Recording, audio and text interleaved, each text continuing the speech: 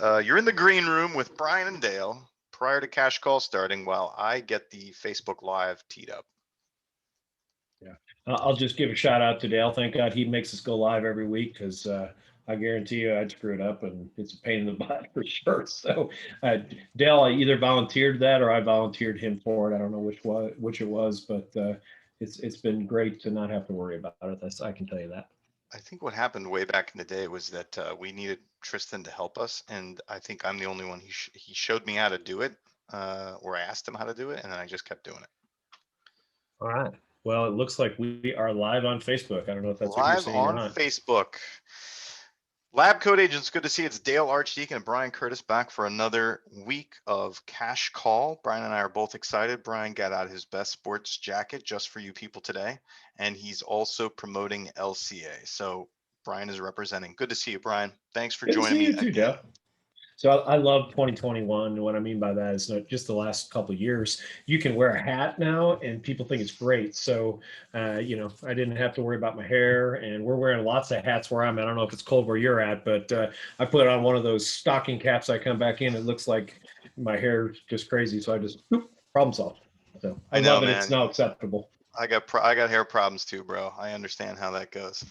These are definitely first world problems, aren't they? Right, exactly. Yeah, no, it's freezing here. I'm over it. I'm moving south. That's all there is to it.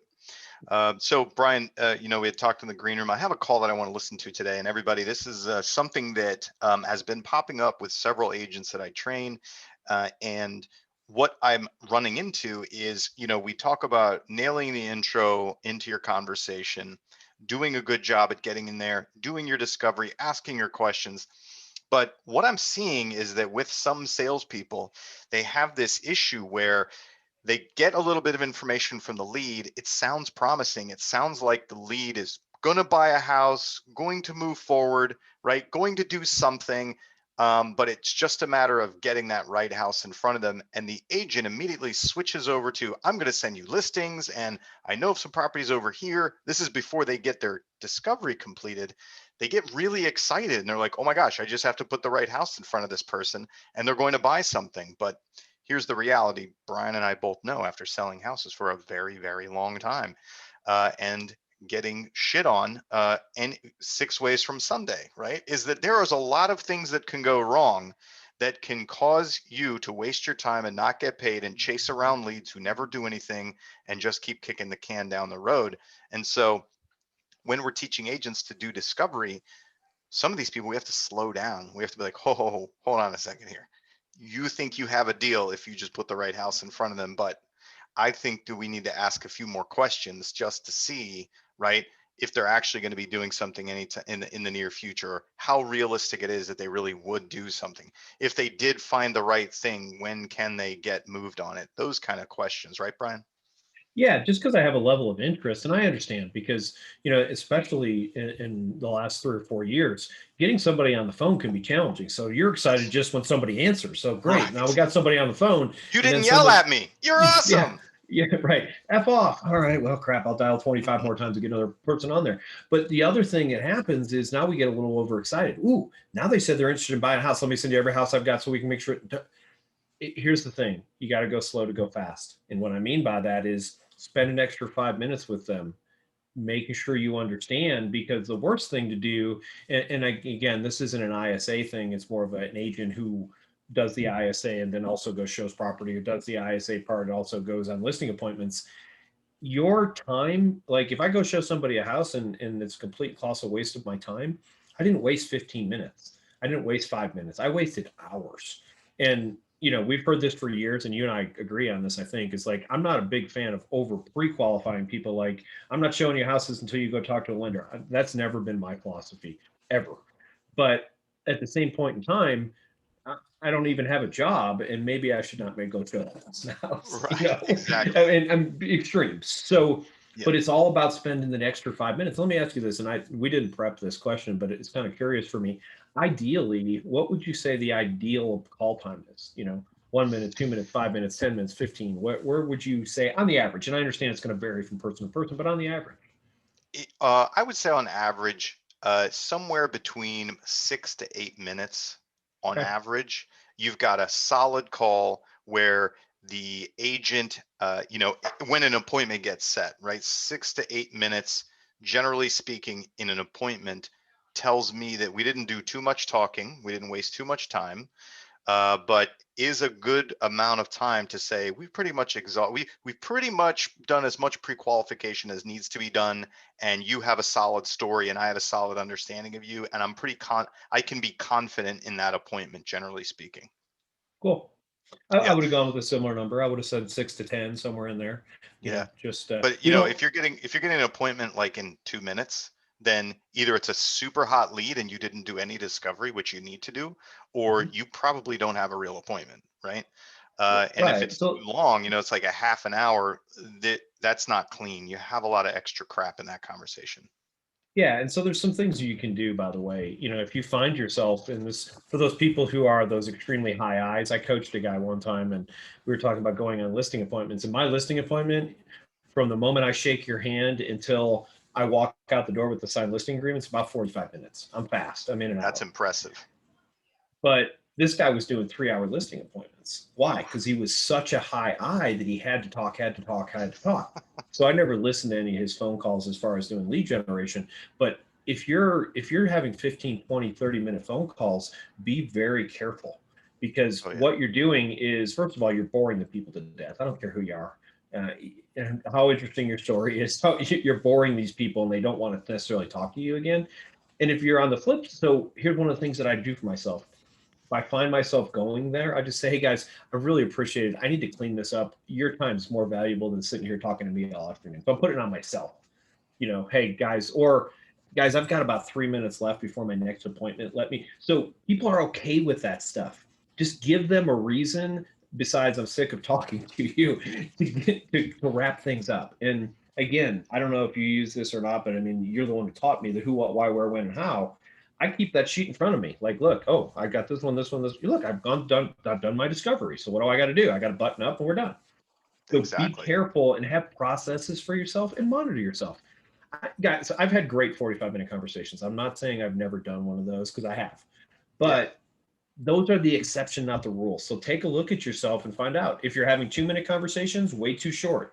Do some more discovery. And here's the big problem with that 2-minute discovery. Yeah, absolutely. I'll go show you the house. I'll meet you there at 3 o'clock this afternoon. The biggest problem that happens there is they hang up with you and they call the next agent to look at the next house. And we've all been in that, like showing up. I'm like, hey guys, want to go look some more houses? Well, we'd like to, but we've got an appointment with Bob over here in 30 minutes. Yeah. And they're unemployed and they bring their own agent to the showing.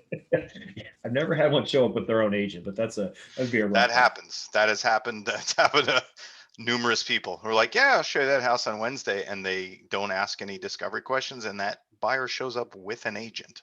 Oh, who's that? Oh, that's my agent. Well, I wanted to see the house and my agent's going to show it to me. Okay. Maybe I should have asked that question. Fabulous. I guess I wasted an hour of my life, right?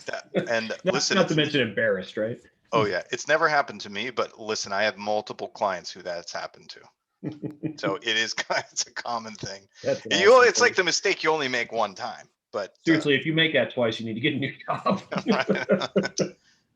All right, so let's hear this. I'm gonna jump around a little bit, because what I want to hear is I want people to hear some of the discovery that gets done, and that moment when this agent is like, "Oh, great, you'll buy a house if I get you the right one."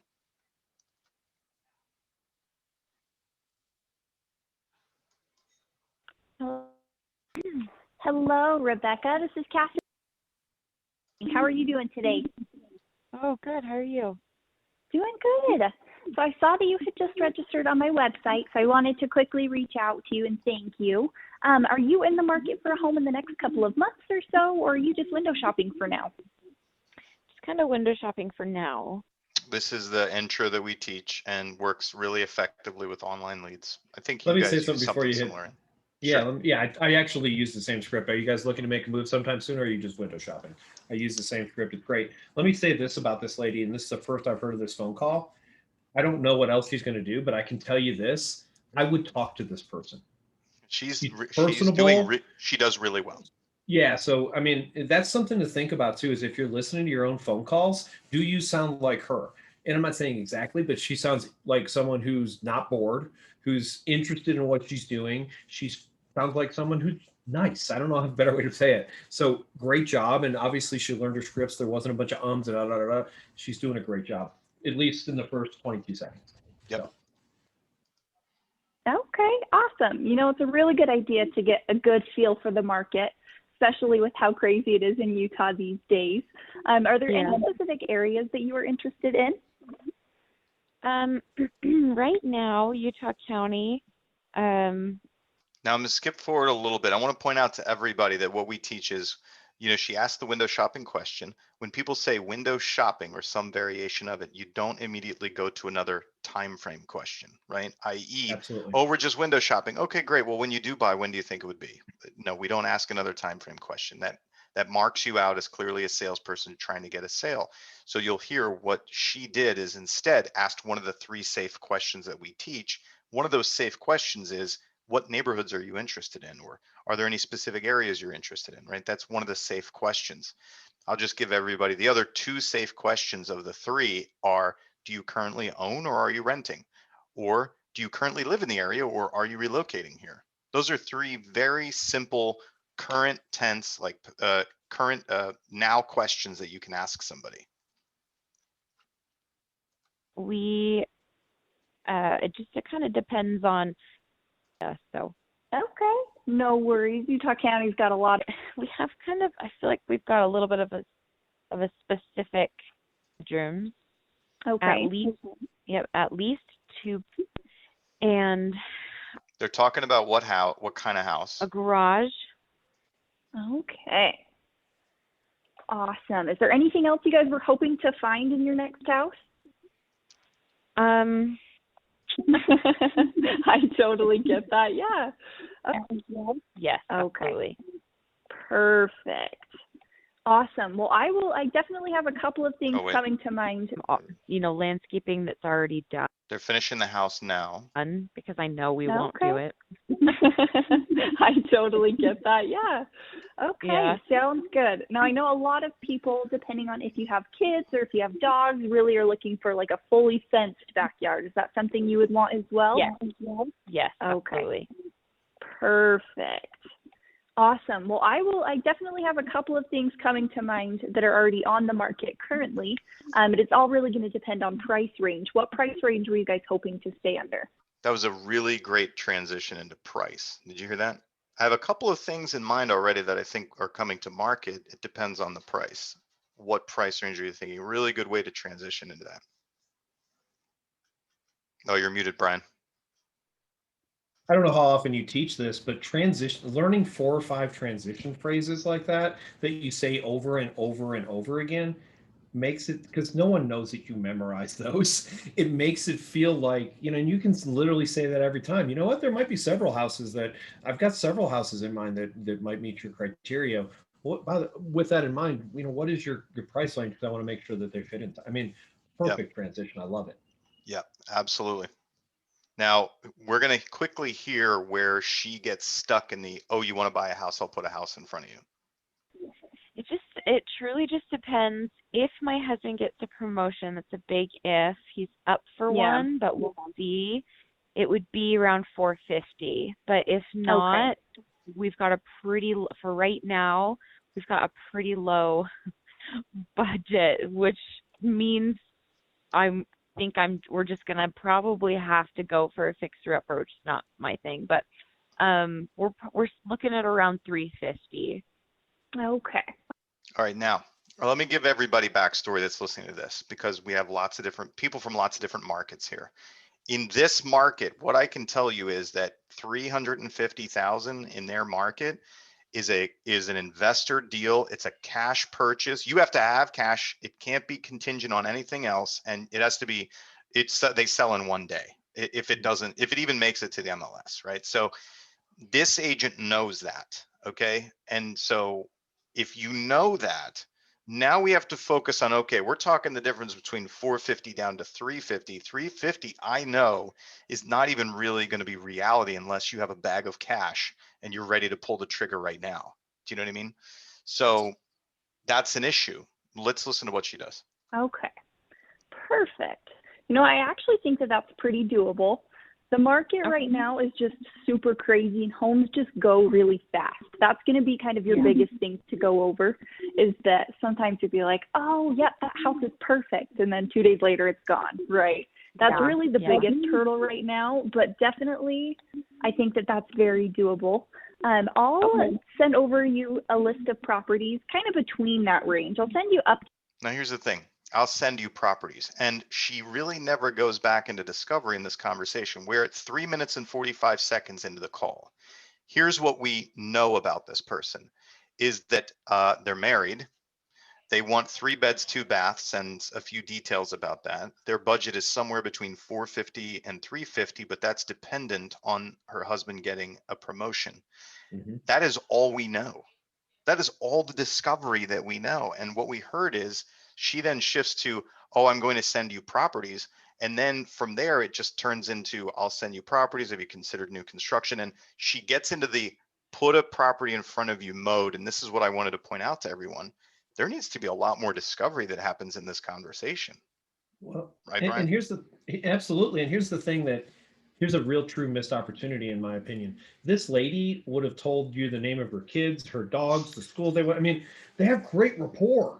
Right. And I understand sometimes we get, we get people who we're not in rapport with, and we try and get rapport and we can't do it. But this lady would have given her life story. Don't miss that opportunity. You're having a good, I mean, you can tell there's great going back and forth. Don't miss the opportunity to do all the discovery you want. Here's the biggest reason I don't know. Why do you want to move? Yeah, absolutely. That's a huge one. I was just thinking, Brian, we probably need to tell these people, what discovery are we talking about? What are all the things that you and I are hearing that's missing here, right? So why? Why are you Right. doing this? Why do you want to get moved? What's important about moving? And because I want you people to consider a couple of things that they don't always consider. So I want to move to be closer to my job. Okay, so if you're closer to your job, are you saving money on gas? Are you saving time? Are you willing to pay a little bit more because now you're closer to your job? Now, it wasn't necessarily applicable in this situation, but I want to be closer to my kids. I mean, sometimes you can say, look, if you want to move to this neighborhood, you're going to have to do at least 400, but if you want to be over here, we can do 350 or whatever the case may be. But understanding why they want to be someplace, and again, I'm not trying to talk anybody into spending more money, but what if you're going to spend an extra $75 a month on your mortgage, but you save $150 a month on gas? I mean, that's a real thing. Not to mention Yeah. wear and tear on your car. And like I've talked to people like, yeah, I drive 2 hours each way to work. Like people live in LA and stuff like that. I mean, that makes my head hurt. But it's a Wow. real thing that happens. If I can move that person closer to their work, how much money can I save them? Yeah. Again, we're just trade-offs. So Yeah, understanding absolutely. why is so important. And so basically we got what, where was it? I guess we got where. Yeah, we got a little bit of where, we got a little bit of what, we guessed at the who, and that's about how much. Yeah, we But don't know when. we don't know when. And here's the thing, in the discovery, right, the pieces that I've heard already, where could this blow up in our faces? Husband doesn't get the promotion, or it takes so long for him to get the promotion that they forget who we are, and they end up buying with somebody else. Or their why for moving really isn't that big, and they don't want to put up with the hassle, right? And they change their minds. So those are all the things that can get in the way that I know of. Or these people actually never talk to a mortgage lender and don't have 2 nickels to rub together, right? Because their DTI is like 99%. Yeah, they So can't afford to pay attention. right, exactly. So this is what I know can go wrong here. And so Brian identified the why. I'm going to ask questions about, hey, when will you know whether or not your husband gets that promotion? How about, hey, so you said that your budget would be like 350 without the promotion. Is that the max, or could we maybe push it to like 4 and a quarter? Is that an option? Have you spoken to a lender and run numbers with them? How did you come up with 350 versus 450? Is that based on what you qualify for, or is it based on your monthly payment that you're running on an online calculator, right? All kinds of questions that we can ask. Well, and here's I'm going to go back to the why question also, because here's why I'm going to go back to the why. Because how many people, and Dale, you deal with literally agents all over the country, as do I. And one of the things that I'm hearing a lot is, man, we're losing these people because of the market. And good friend of mine, you know him, but he called me up. He said, Brian, literally, I need you to help me. We're writing 3 and 4 offer for people, and then they're quitting on us. And so what we went into is, what's their why? Because if you can come up with a why and then give them a reason to put up with the crap. So here's what Right. I mean by that. It sucks. If I'm a buyer right now, it sucks. Let's just call it the way it is. There's no reason to sugarcoat this. It's a pain in the butt to buy a house right now.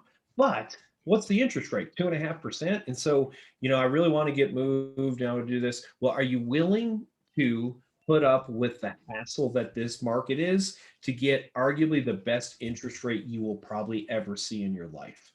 Yeah, Well, because you're yeah, going to have maybe to I am. remind them of that. Right. So, and you know what? If they say that, guess what you do when they go to quit you?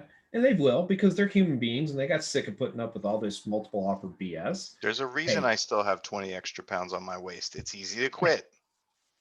exactly. So you can come back to that. I've said that for years. The reason that we want to do these deep discoveries, and this is going to sound a little Machiavellian, but it's so that we can use it against the person for their own. Wait. Let's say it in the positive. It's so I can remind you what the ideal of you said when you still had the energy to do it. Right. And I was just trying to make a joke. But at the end of the day, they wanted to buy something or not. And if they wanted to buy something, I honestly believe if you can find a house that you can win the offer on, literally in my lifetime, there's never been a better time to buy a house. 2.5% interest rates. I saw, and it was an advertisement. I don't know how it is. That's like 1.9 the other day. I don't know And what it was. here's but the other thing, Brian. Which the prices are going up. Prices have continued to go up. There will be no massive influx of inventory anytime soon. And Not that we so know of. here's what's going to happen. The prices will continue to go up. At some point, the market is going to stall out and it's going to stop doing that, but it's not going to be now. So not only are you going to get an interest rate locked in at a stupid low, historically low amount, but I'm pretty sure you're going to end up, if you buy now, you're going to, between now and when the appreciation roller coaster ends, you're going to capture all of that. Well, and here's another thing to remind buyers of. You have 2 choices. I guess you have 3. You can be homeless. Let's assume that you're not going to be that. You can rent or you can buy. So let's just assume, for the sake of argument, that the market comes and crashes. Guess what doesn't crash when the market crashes? Rental rates. Oftentimes, when the market crashes, the rental rates go up. Why do the rental rates go up? Because all these people can't own anymore. Now they got to rent. So the demand for rent goes up. So why am I explaining that? If you buy a house today at a 2.5% interest rate, and 2 years from now the market crashes, guess what you still have? A house at a 2.5% interest rate with a static payment. I mean, taxes and insurance can go up, but it's relatively static.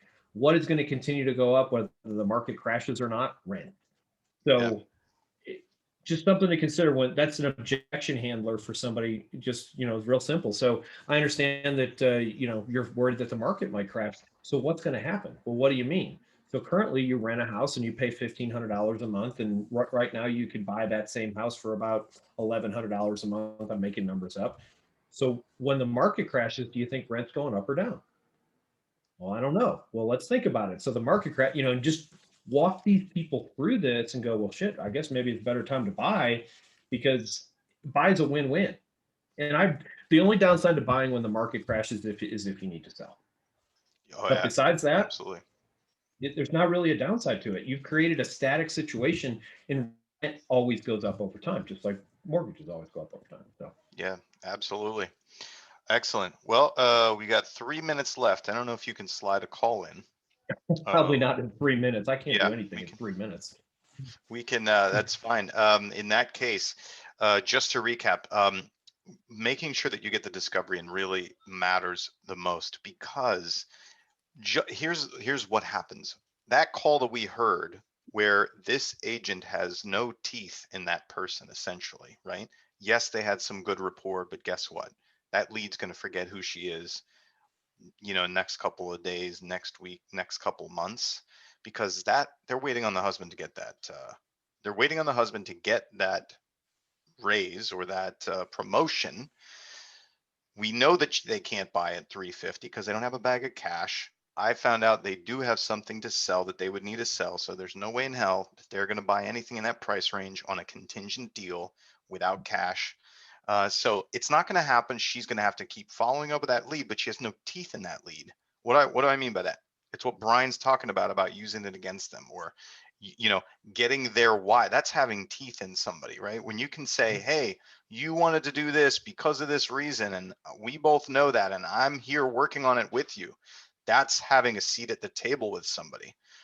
When you have to follow up with somebody over months, half a year, if you don't have a seat at the table, it's so much harder. That's when you have those crappy follow-ups. Hey, it's Dale again, just calling to see if you're ready to buy a house or not, because I have no other information on you, right? Yeah, it's like it's almost like you're calling them for the first time every time.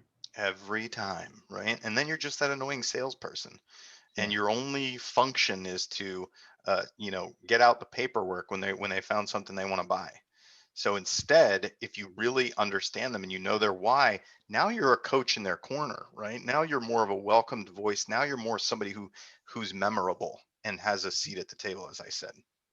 Yeah, it's funny, we were talking about this in our team meeting today, because there's been all this hullabaloo in the last week or so about Zillow buying showing time. And so, we were just having a conversation, and Zillow's not going away. I don't know what they're going to do. I'm not that smart, but I do know some of the things that we can do that Zillow can't. Zillow's huge, right? They're a big, gigantic corporation. They're not going to have the type of conversations that Dale's talking about with the clients. They can't. It's impossible.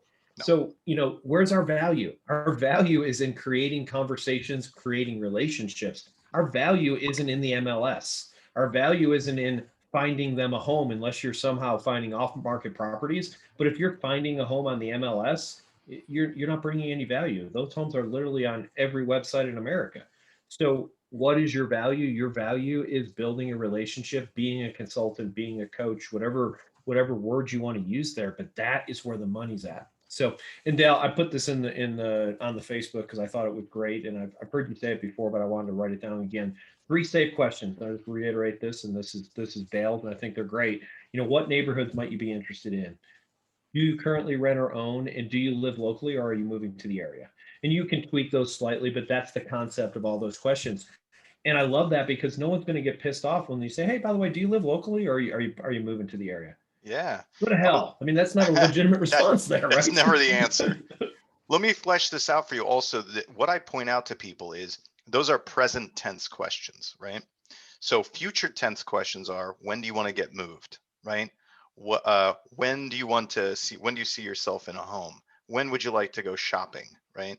Those are future tense. And when we're talking to internet leads, especially, you run into the just getting started, window shopping, no time frame questions. What that means is, I don't have a lot of future information for you, salesperson. And typically sales conversations live in the future tense, right? Mm-hmm. So that if you get shut down on a future tense question, go to a present tense question. Who are you now? What are you doing now? Where are you now? And that's much easier for people to answer, because everybody has a now, right? Versus even past. So I figured out also past can be a question that people don't want to answer. Like when you talk to expireds, hey, Brian, do you still want to get that home sold? No, I don't. Oh, well, what made you want to sell it in the past? Brian's like, no, you don't, you sneaky salesperson. I'm not going back there. You just want to figure out how to sell me, right? Yeah, So, and I love that. I've never even considered the tense from the perspective of it's fabulous. It really is. yeah, great. So that's where that came from, and wanted to give that extra clarification, is that those are present tense questions. Anyone can answer a present tense question, and oftentimes they're not, in our industry anyway, in what we do, they're not as challenging.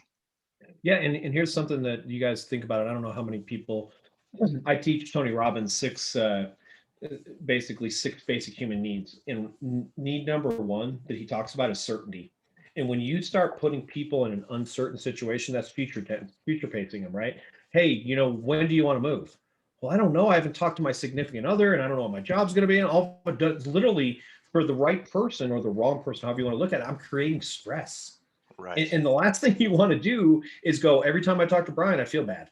I don't want to do that. I want to make them feel comfortable. So paying attention, and it's, to me, and you and I have talked about this before, Dale, but making a phone call is a puzzle. That's all I'm doing. I'm just trying to puzzle this together, trying to understand this person, trying to, what can I bring value? How can I make them feel comfortable? How can I get them to work with me? It's a puzzle. And part of that puzzle is making them feel comfortable throughout that call. So when you notice that, for all of you guys who heard that, when you notice that you're in the future and people are uncomfortable, it's okay. Bring them back to the present, play with them there for a while, then go back to the future.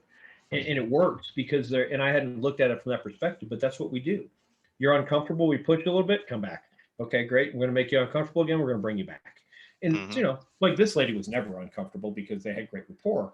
But as a salesperson, we are putting pressure on people a little bit. We want them to work with us. We want them to make a decision. We want them to move forward. So love it. I love the tense thing. Thanks, man. I appreciate that. Excellent. All right, everybody. Somehow Brian and I filled another 7 minutes of air. Look at that. Hopefully you guys got something out of this. Hopefully it helps you all. Thank you, Kathy Waters. The check is in the mail for all of your great sponsorship of our content here. Good seeing everybody. We'll see all of you next week. Thanks, everybody.